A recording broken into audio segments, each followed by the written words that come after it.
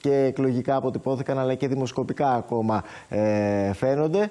Δείχνει η θεωρία με την πράξη να μην ακουμπούν πολύ. Απ' τη μία είναι σωστό αυτό.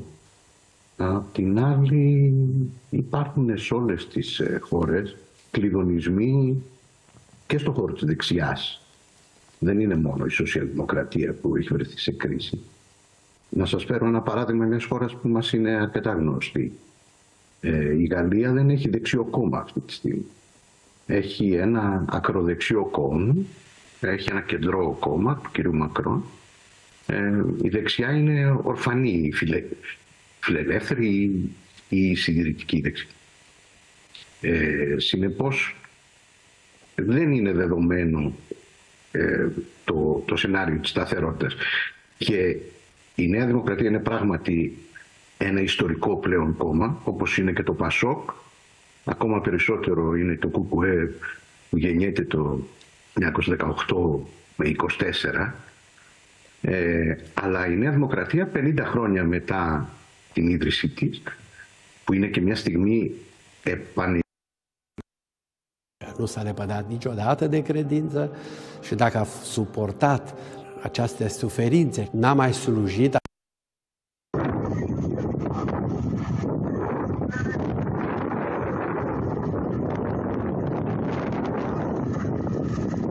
Puternicul incendiu este alimentat de vânturile puternice, extinzându-se pe versanții împăduriți de la est de orașul Ierapetra, situat pe malul mării. Autoritățile au ordonat evacuarea preventivă a așezărilor Aclia, Galini, Agia Fotia și Mavros.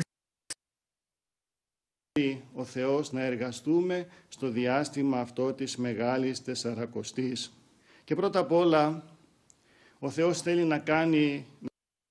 για να μπορέσουμε να έχουμε εκείνη τη διαπραγματευτική δύναμη, αλλά και εκείνη την οργανωμένη δύναμη για να παίρνουμε τη ζωή των εργαζομένων μπροστά.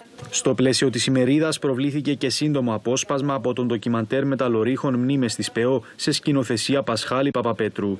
Γεγονός ότι ο κεντρικότερος σταθμός των αγώνων των Αμυαντορύχων θεωρείται εκείνος του 1948, μέσα από τον οποίο κατεγράφησαν πράξεις αυτοθυσίας και αυταπάρνησης από τους εργαζόμενους μέσα σε συνθήκες στέρησης, κατατρεγμών, διακρίσεων και καταπίεσης από το κατεστημένο της τότε εταιρείας Αμιάντου.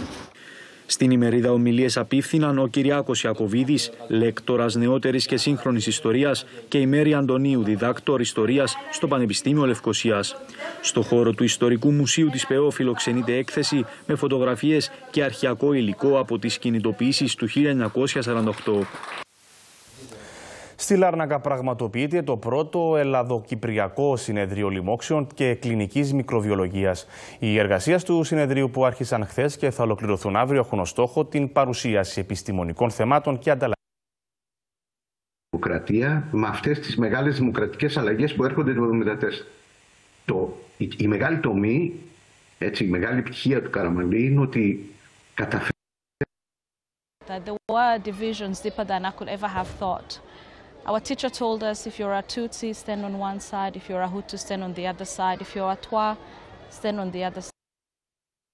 Ici, le passeport du fromage, sur chaque presse. Ça contient le numéro de série, la date et un numéro de suivi.